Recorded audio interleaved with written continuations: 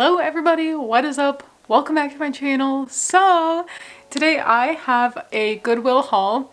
Basically it's me breaking my own rules for like 10 minutes straight. I bought a bunch of stuff that I don't even know if this is like worth anything, but we shall see. I have some of it listed already and some of it still needs to go up. And my Poshmark, let me tell you guys, has been so slow lately. I'm like, is this thing even on? Let me know down below if you're having the same problem as me, but it's painful. I'm making like no sales over here, so I don't know. I think it's really important to continue listing and thrifting and sending out offers and just keep doing what you're doing because eventually it will turn back around. I have slow periods like this all the freaking time, and I think it's important to share the slow times along with the fast times because it's not always like on the up and up. So there you have it. But if you guys are new to my channel, I'm a part-time reseller on Poshmark and Mercari. I do this on top of my full-time job. So if you don't mind giving this video a thumbs up, leave me a comment down below. Let me know if your Poshmark is as slow as mine is right now. And of course, don't forget to subscribe. Without further ado, I did a little bit of a thrift with me, so I'm going to take you guys along with me, show you what I bought, show you what I passed, and then also I am going to do a haul. So let's get on with it. Okay, so this Forever 21 robe was super cool, but I think it was around $8, and even though it was new with tags, I didn't really feel like picking it up. I think if it was at the bins, I definitely would have thought differently about it because it's so unique. But since it was just at a regular Goodwill, I decided not to. So then I started going through the activewear. Usually I head to the activewear section first because I'm a little more familiar with those brands, kind of, and they have a pretty fast resale for me at a higher retail value, or a higher resale value, I guess. So I went through those first. I thought this jacket was pretty nice, but nothing crazy. And then I found these Bowden heels that I thought were really cool, but not for $13. And guys, I've seen that Free People tank top there every single time I've been, so I decided to leave it behind. I'm going through the tank tops, even though they have a lower resale value, because sometimes you can find really good stuff mixed in here with it, such as the Spiritual Gangster tank top for only $3. So I definitely grabbed that.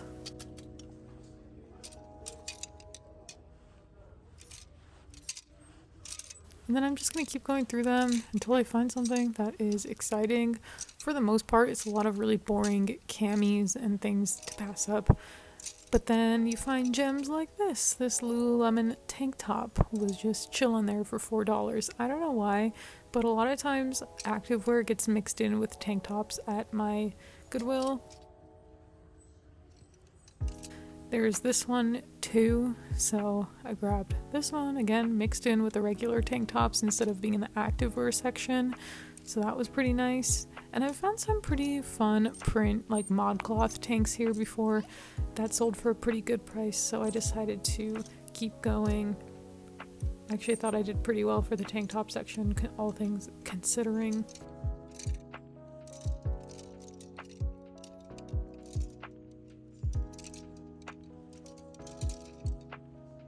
Some people might find that going through tank tops is not worth their time because of the lower resale value, but sometimes when I'm bored and I have nothing else to do, I like to go through every single thing in the thrift store.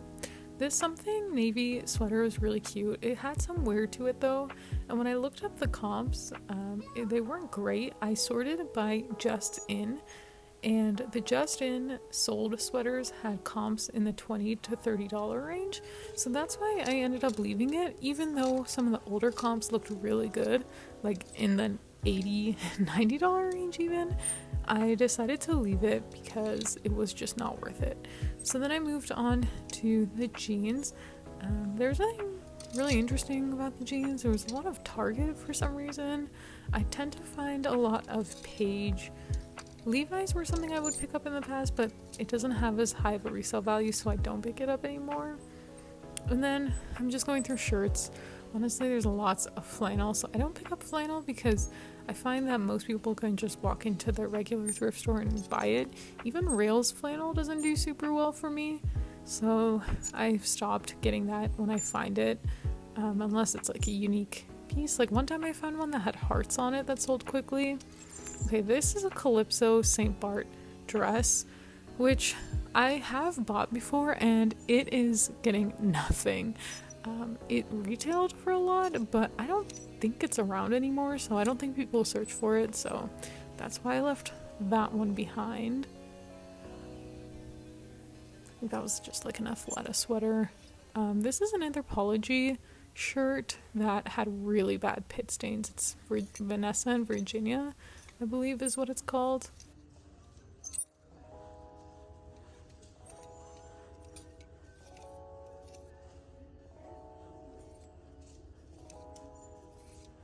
This one was a Kendall and Kylie shirt. It had some snags, so I left it behind.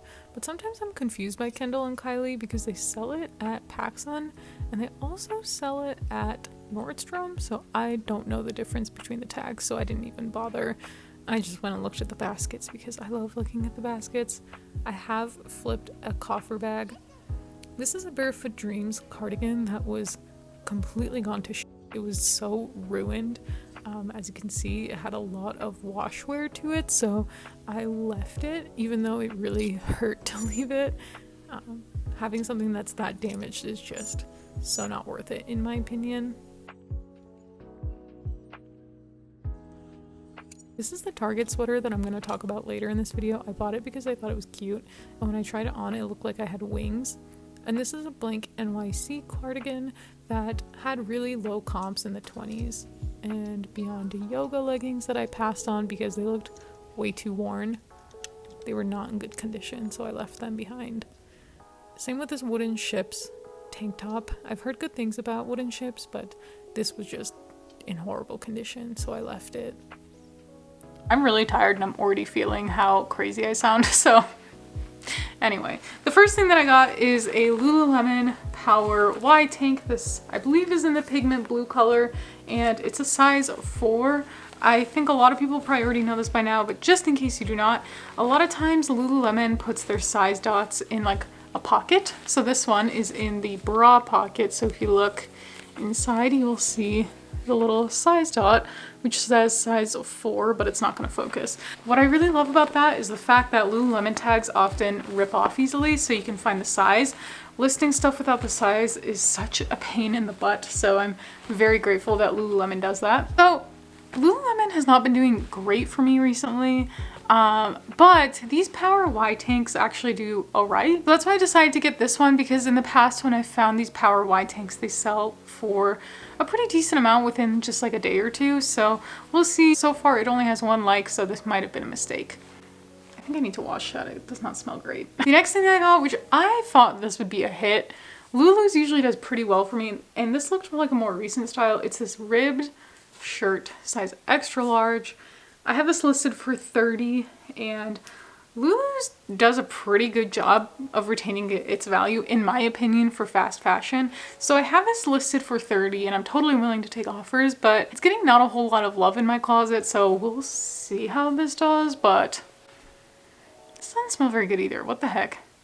Maybe they belong to the same person. I don't know. This next one is a Patagonia Floral 3/4 length sleeve shirt.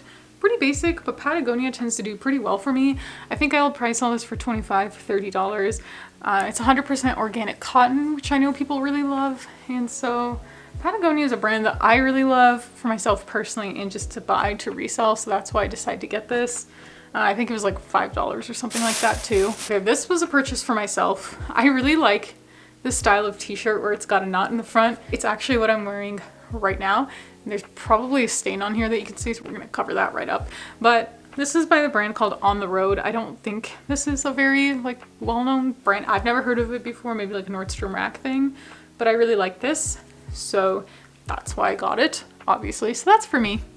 I actually bought a Target sweater too that day, but I already returned it. It looked so bad on me, but it was another Target find that I wanted in the store, but then found at Goodwill, so I'm glad I did not pay full price for it because it was hideous. This is a Beyond Yoga ribbed long sleeve. It's in pretty good condition, and it has buttons down the sides there. I thought this was really cozy and nice for throwing on after the gym or just lounging around. It's a size medium. And Beyond Yoga, I find it a lot, but the comps are never that good, so I don't fully understand the hype around it. Does Beyond Yoga sell well for people? I don't really know. So We'll see. I think I'll list this for like $30, maybe $35. Okay, again. Ooh, that smells like cologne. That needs to be washed too. Yuck.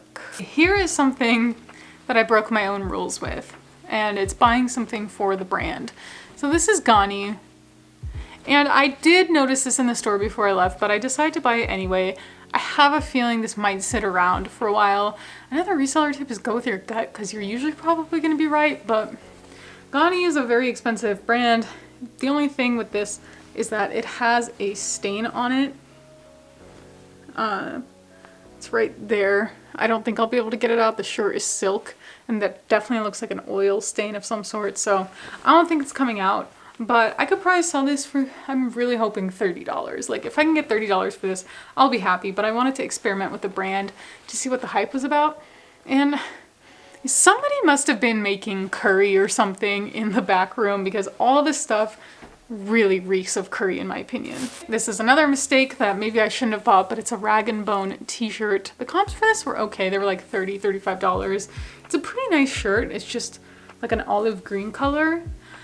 I noticed this the second I took the tag off, and I wish I would have noticed this sooner, and I really need to do a better job of checking this in the store, but there's literally no size tag on this, and selling something without the size tag, even with measurements, it's so hard. So I don't know, I might list this as a medium because I looked at their size chart and it does line up with a medium, and just say like, please refer to measurements. I've just heard that it's a lot easier for people to open up a case when there's no size and it doesn't fit them. So that might have been a mistake. Another rule that I broke because I bought based on brand and it's a basic is this marine layer v-neck. It was only $2 though, and it's in good condition. It's a cute pink color and it's kind of athleisure weary. Not really, actually, it's more of a basic piece. But even basic pieces from marine layer we're selling for a decent amount. I don't expect this to move very quickly, but I kind of want to see. I do have one thing from marine layer in my closet that is getting a lot of likes, so it seemed promising. So we'll see. For $2, I don't mind trying that out. Next thing that I broke my own rule with is the Spiritual Gangster tank top. It says believe in miracles. This was only $3, so nothing too crazy, but the reason why I'm breaking my rules with it is because there's all these little holes in it. So far I have found 2. I think I could still probably sell this for around $20, $25 because I think these Spiritual Gangster tank tops are pretty popular. It sucks that it has a hole, but again, I did notice the holes in the store. I like this brand personally. I think they sell really cute stuff, but to be completely honest, I had a pair of their new tags leggings in my closet for months before anyone even made an offer on it. So I don't know, guys. The thrift store was not super great. And last but not least, I got this Lululemon tank top, another Power Y tank. I think people really do like searching this brand of tank top and this style of tank top from Lululemon.